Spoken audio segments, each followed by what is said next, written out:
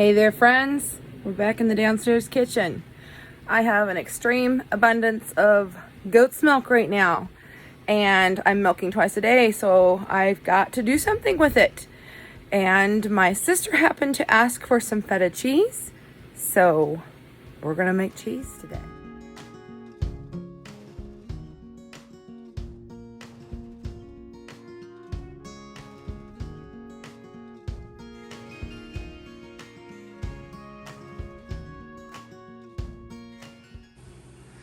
Okay, 4.5 gallons of goat's milk ready for feta.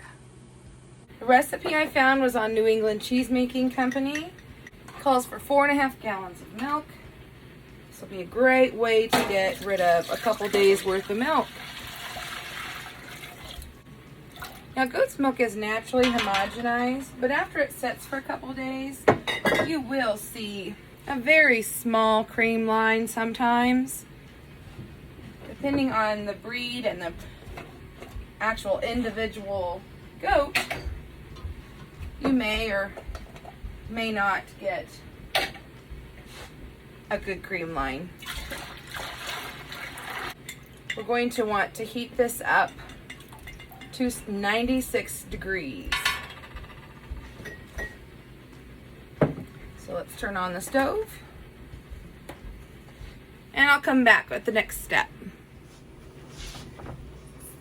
Hopefully you can see me. So the first step that we need to do, obviously, is wash your hands and make sure all your equipment is good and clean. Put boiling water on everything and get it ready. And you don't want to be doing anything else in the kitchen at the same time, because it's the yeast in like bread or other projects you might be wanting to do could affect how the cheese turns out. And so, as much as we like to multitask, do not do any fermenting or bread baking when you make cheese. Now, this recipe I'm using today is a new one. I've only had one successful, I guess, feta recipe that I really liked, and I can't remember what it is, so I thought, well, we'll try this one. I've got all the milk in here.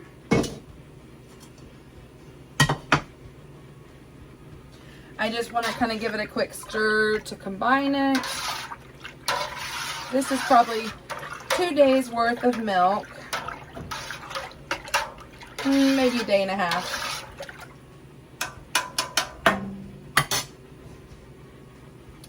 And I'm going to go ahead and just use the lid to keep the thermometer in there, and it's set for 93 degrees. And when that goes off, I'll bring you back.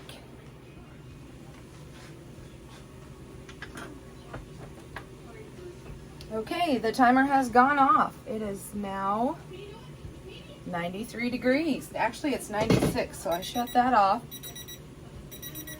I had stepped away for a minute. Go ahead and give this a quick stir. See, it's not hot to touch. If I were to have done this fresh after milking, it wouldn't have taken hardly any time at all. I'm going to use the MM100 Mesophilic Culture. I buy this in bulk from New England Cheesemaking Company. And this recipe calls for me 1/4 teaspoon, which I do not have, so I will take the 1/8 and do it double. Because see, the thing is, usually you don't make this big of a batch. I want to sprinkle this on top.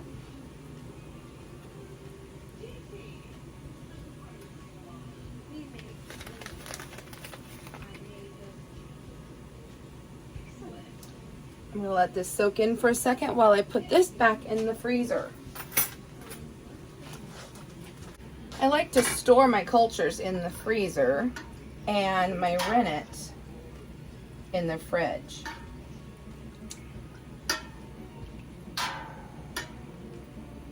Alright, that's going to need to set probably, look at the recipe for sure, but I think it's at 45 minutes. 40 to 60 minutes. Okay, so now the culture has had a chance to ripen the cheese, and we're going to add the rennet. When we do that, we just use I use animal rennet, and it is 3 milliliters, and you add it to a 1/4 cup of distilled water.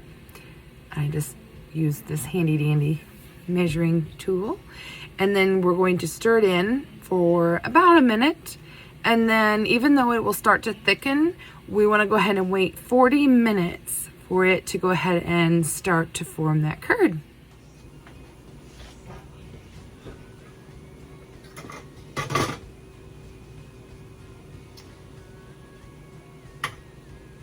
Alright, so I like to turn over the back of the spoon. Just helps to evenly distribute it better. Doesn't splash.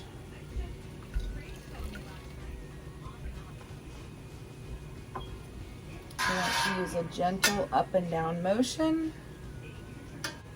Goat's milk tends to be a little more sensitive with their curds. They are a much smaller curd.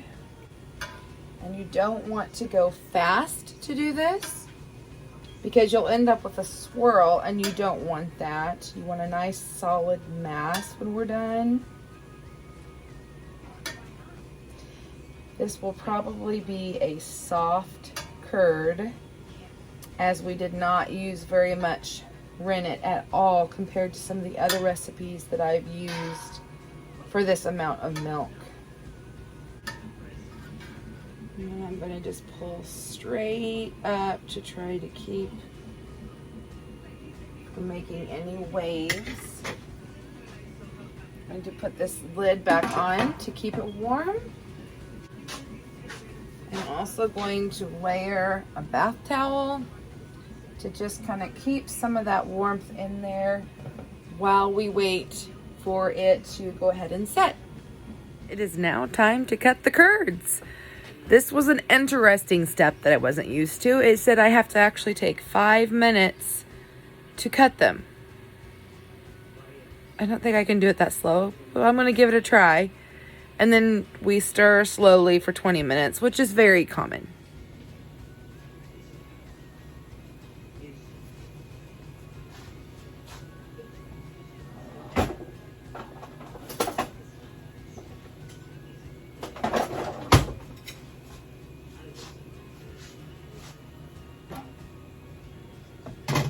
Okay, if you look really closely here, you can see the little stir lines that happened, but it's okay. It'll be fine. You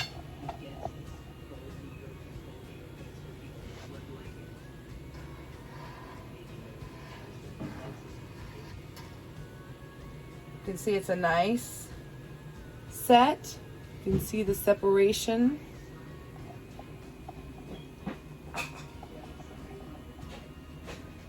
See the separation of the curds and whey.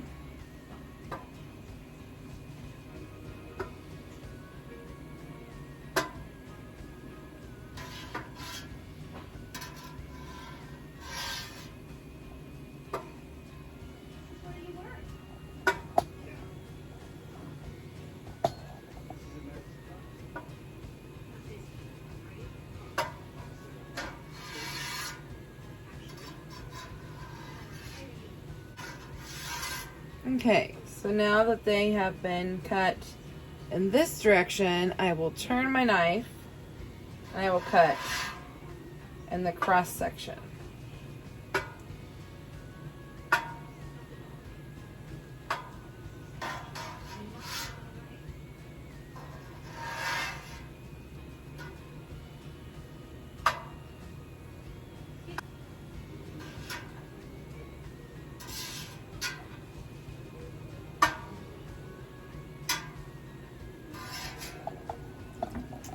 Now, if you could imagine, these are long pieces. So then you will turn and go at an angle to cut these large curds into smaller pieces.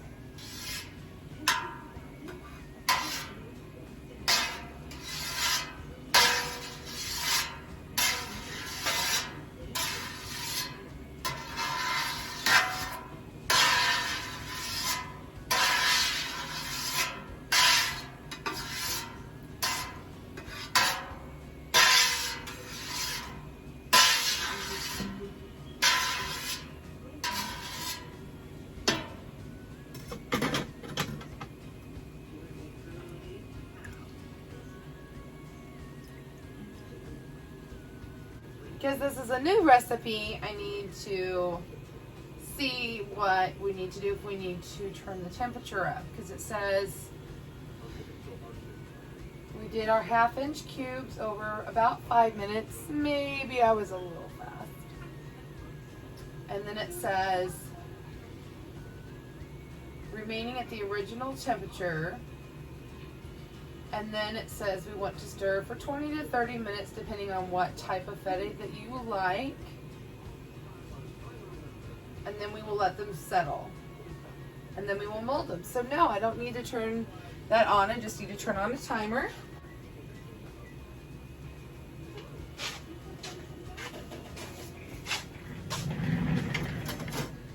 So I'm just going to go back to that up and down motion. Actually, I think I'll probably scoop and pull. You can see, if you've made cow's cheese, you can see that this is just a much softer curd. It is much more fragile than your cow's milk curds. So I'm just going to slowly stir these and kind of break up any big pieces until that timer goes off in 20 minutes.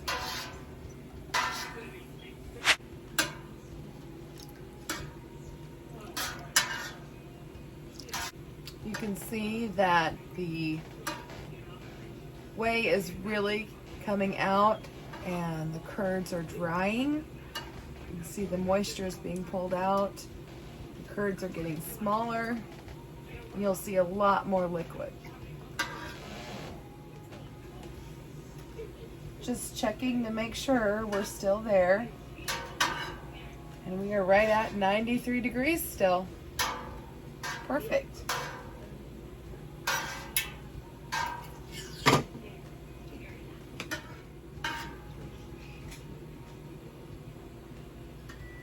Oh, I don't know if you can hear it in the background or not, but there went our timer. So what I'm going to do now is I'm going to stop. I'm going to let the curds settle for 10 minutes, and then I'm going to gather all the other supplies we need, and I'll be back. Okay, so that timer went off, and it's time to pull off some of this whey. This is not an acidic whey, and so if we wanted to, we could actually make ricotta with this. It is, you can see that it's milky still. How you know if you are not familiar with the different cultures and things that you use is if it's a yellowish green, that's an acid whey. You can make ricotta, you can bake with it, you could cook your pasta or rice with it, but I'm actually going to be saving it today for a treat for my chickens. They just love when I give this to them, and I figure that it's a good time to give them some. And you know, you can actually soak their feed with it, and they'll get more nutrients that way because there is protein left in here.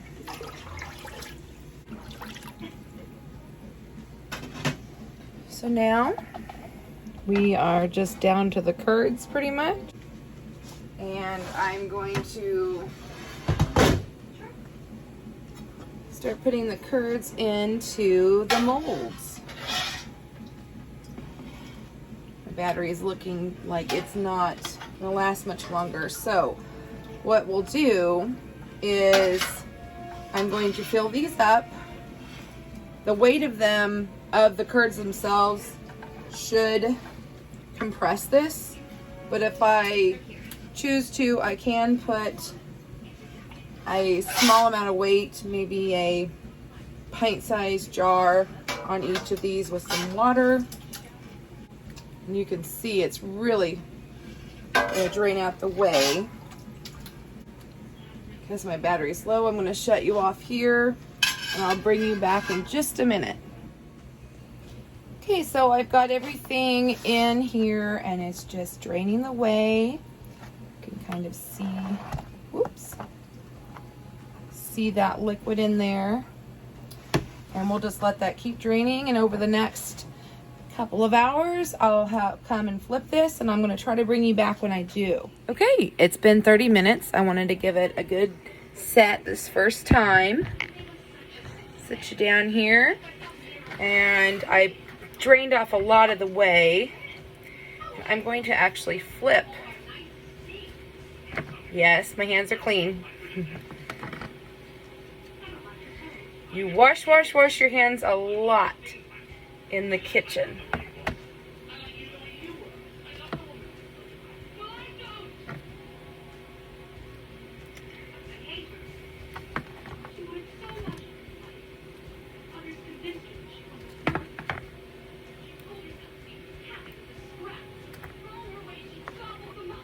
And like I said, the weight of the curds just compacted this nicely. Oops. Now just flip one and you can see. And I'll come back I'll probably come back every 15 minutes and do this now that it's got a good set, and I'll drain off the whey and I'll flip it and drain it and flip it until about 2 hours have passed. And then I'll probably let it sit for the night. All right, friends, it's the last flip. You can see it has condensed down quite a bit. So I really don't feel the need to put any weight on there tonight. I think it'll just keep condensing and pushing out more whey through the night. I'm going to take a little muslin cheesecloth here, cover it up. I'll see you back tomorrow. It is the next morning. Not one drop of coffee has touched my lips, but I knew I needed to get this done. Got a big day ahead. So what we're going to do is we're going to salt this. I have a half gallon of water here, and I need to add 2.5 pounds of salt. I'm just using an ultra fine sea salt. I need to weigh out 1/2 pound, which is 8 ounces. All right. And these are 1 pound each, so I'll just dump those in there. Actually, one of them's been open, so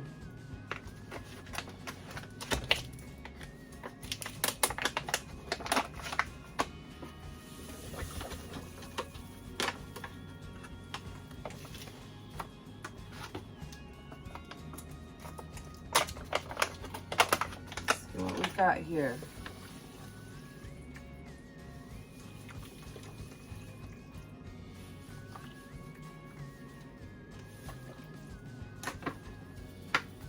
Oh my, 2, 7, 9. So we weren't off much. All right, 2.5 pounds. Let's give this a little bit of a stir. I know it looks funny, but I love using pink Himalayan salt.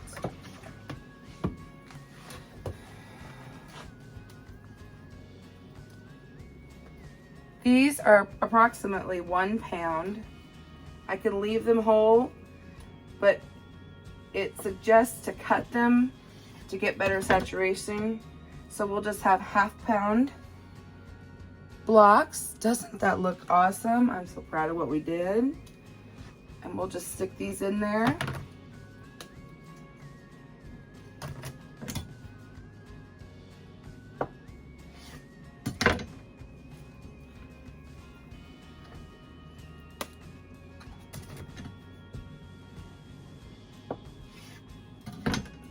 cutting nicely. They'll continue to firm up in a later process.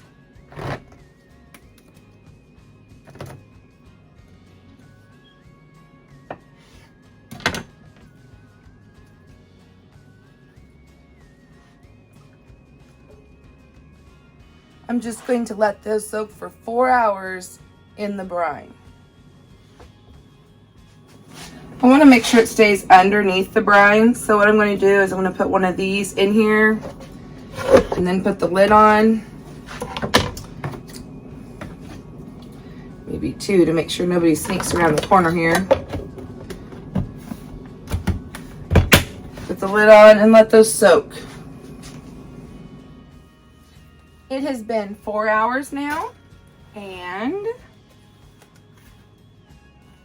it's time to take the cheese out of the salt brine. This is one just for salting. You can see that it had kind of separated, totally normal.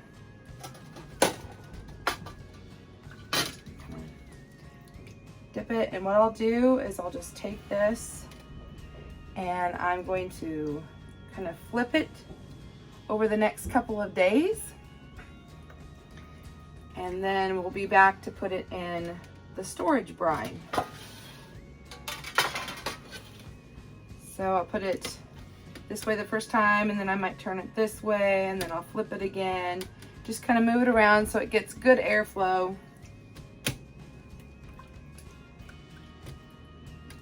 And that's it for this step.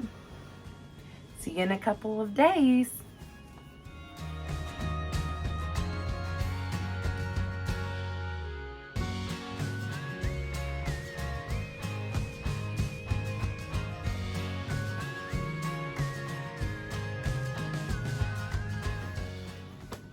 Hey friends, it's the final step of the feta making. So I have let these cheese pieces sit out for several days. It was very humid, so I went ahead and actually gave it an extra day to go ahead and get nice and dry, because one of the things that I've learned with my feta making experiments is that sometimes it will literally disintegrate, and so this is like a huge step that you have to do. And the next one is we will make yet a second brine, and it'll be 8%.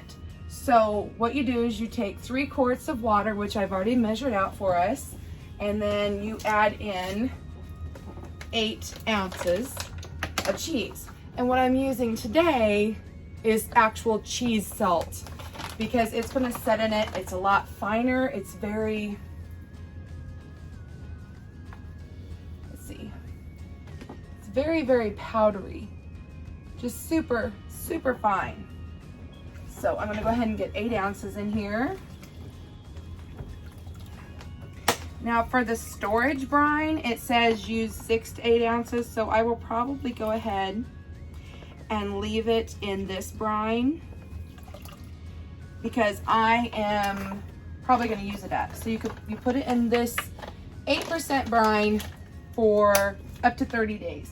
And if you don't use your cheese for 30 days, then you will need to go ahead and switch it over to maybe a less salty, a 6% brine, which would just be 6 ounces of salt to 3 quarts of water. So basically what this does is it gets close to a gallon of brine to fill your jars or container, whatever you have. So all I'm going to do here, you can see, I'm just going to take my pieces and I'm going to arrange them in here so that I know that the water can get around it. And I'm just using a wide mouth jar. You can see I purposely just went ahead and made sure it was like that so that we could get the brine around it. I don't want to put the 2 pieces to match exactly. Same thing.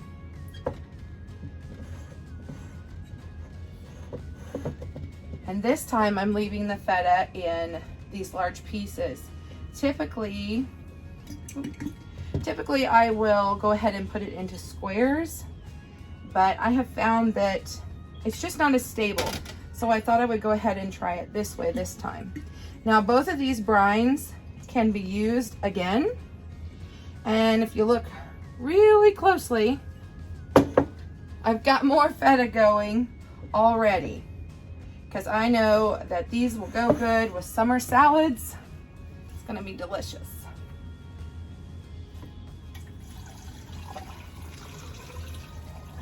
I just want to make sure the cheese gets covered.